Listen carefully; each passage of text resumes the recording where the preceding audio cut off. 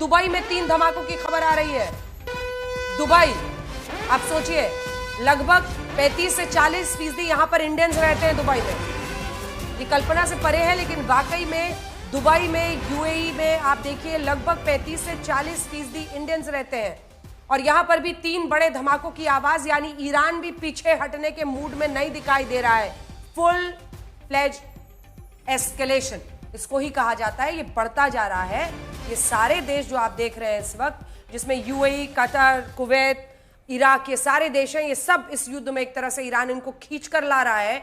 क्योंकि अगर आप ऐसी नौबत क्रिएट करेंगे जहां जहां से अमेरिका के बेसिस है, वहां वहां पर हमला करके ईरान ये दिखा रहा है कि हम ये बार बार नहीं हो। जैसे पिछली बार आपको याद होगा, B-2 बॉम्बर्स गिराकर वहां पर 2-4 जो उनके न्यूक्लियर सेंटर्स थे वहां पर गिराकर अमेरिका चला गया था। लगभग 8 महीने पहले 12 दिन का ये एक छोटा सा युद्ध टाइप का चला था। लेकिन आज जो नौबत बन रही है ना, उसमें ईरान इन जगहों पर अटैक कर रहा है।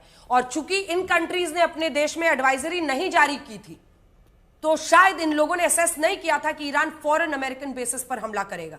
हमने लाइव बातचीत की बहरीन में एक स्टूडेंट से, वो ये कह रहे थे कि हमें कोई एडवाइजरी नहीं था और वो लोग धमाके की आवाज लगातार वहां पर सुन रहे थे लाइव। तो ये बता रहा है कि स्थिति क्या हो रही है। एयर मार्शल संजीव कपूर, आप इसको किस तरह से देख रहे हैं?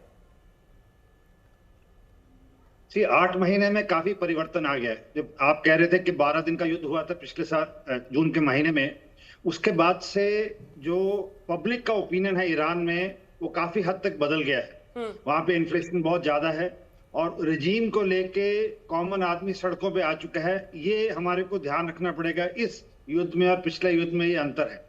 दूसरा, ये जब जनवरी के महीने में वेनेजुएलन प्रेसिडेंट को एब्डक्ट करके 3 जनवरी को जब अमेरिकन फोर्सेस ले गए थे, उसके बाद यूएसएस फोर्ड और बाकी जितने इनके फ्लोटिलास थे, उन्होंने पर्शियन गल्फ की तरफ मूव करना स्टार्ट किया था। इसमें जो सऊदी और यूएई की रिफ्ट है, वो कहीं ना कहीं उभर के सामने आ रही है। अगर आपको ध्यान हो तो सऊदी ने कुछ हफ्ते पहले कहा था कि हम अगर युद्ध हुआ तो इजराइल को अपनी एयर स्पेस यूज करने की अनुमति नहीं देंगे। बट आप ध्यान दीजिए, अगर इजराइल से हवाई जहाज निकल के ईरान पे स्ट्राइक करने आए हैं, तो वो जॉर्डन, सऊदी अरेबिया, इराक और इन सब देशों के ऊपर से उड़ के गए हैं। इट मीन्स इजराइल के दबदबे में इन देशों को हामी भरनी पड़ी उनकी अपनी एयर स्पेस को यूज करने के लिए। और दूसरा जो मेरी समझ से है कि अमेरिका इस वक्त पाकिस्तान पे बहुत दबाव डाल रहा होगा कि पाकिस्तानी एयर स्पेस से ईस्ट की तरफ से ईरान पे अटैक करने के लिए, क्योंकि जितनी भी ईरान की एयर डिफेंसेस हैं वो वेस्ट की तरफ फेस कर रही हैं इजरायली हमले की तरफ। बट उनका जो ईस्ट वाला पोर्शन है जो कि पाकिस्तान से सटा हुआ है, वहां ना ज्यादा डिफेंसेस हैं ना ज्यादा। तो अमेरिका इस वक्त अपनी पूरी कोशिश जारी रखेगा और पाकिस्तान को बोलेगा कि हमारे को आपके एयर बेसिस और आपकी एयर स्पेस दीजिए ईरान पे हमला करने के लिए। तो ये कुछ डेवलपमेंट्स होंगी मेरे हिसाब से कुछ अगले घंटों में या अगले 1-2 दिन में। ठीक है, एक बार जल्दी से कॉमोडोर जीजे सिंह के पास चलते हैं जो हमारे साथ इस वक्त जुड़े हुए हैं। कॉमोडोर साहब, लेकिन ये भी है कि ईरान ने कम से कम इतना तो साबित कर दिया है कि वो वेनेजुएला नहीं है, कि आए मादुरो को उठाए लेके चले गए और अपने देश में उनका ट्रायल कर रहे हैं। यहां पर दिख रहा है। और हमारे भी जो कुछ लोग हैं जो ग्राउंड रिपोर्टिंग वहां ईरान में कर चुके हैं, वो ये साफ बता रहे हैं कि हाँ, वहां पर रिजीम चेंज के लिए भारी तादाद में लोग सड़कों पर निकले, लेकिन एक बहुत बड़ा तबका खामेनेई का समर्थन वाला भी वहां पर है। तो मतलब क्या ये अटैक के साथ वो लोग किधर जाएंगे, ये इंपॉर्टेंट है ना। मतलब अगर स्कूल्स पर हमले हो रहे हैं, 51 बच्चों के मारने का वीडियो वो दिखा रहा है, तो फिर ये तो उल्टा पड़ सकता है। देखिए Anjana ji, first of all thank you for having on show.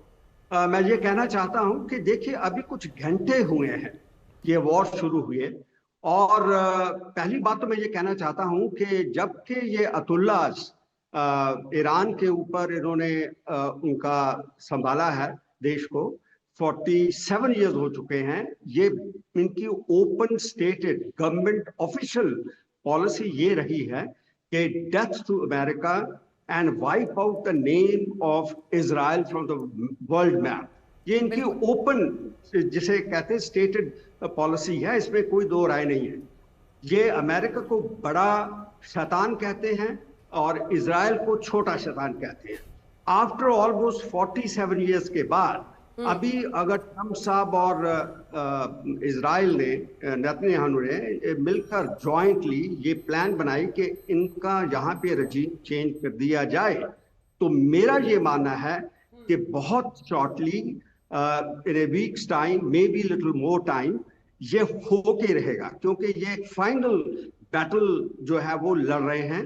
और अभी जो टारगेटिंग की है इजराइल ने, वो इनकी एयर डिफेंस को थोड़ा नरम करने के लिए, अभी ये initial just it's the beginning, ये टैक्टिकल मूव वॉर के अंदर होती है।